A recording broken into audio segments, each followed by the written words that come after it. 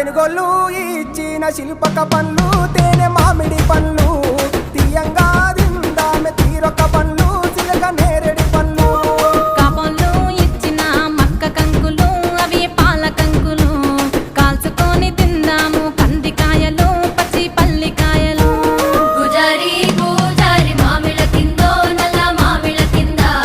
కుసుమరోళ్ళేసిన కుందన బొమ్మ అది కుందన బొమ్మ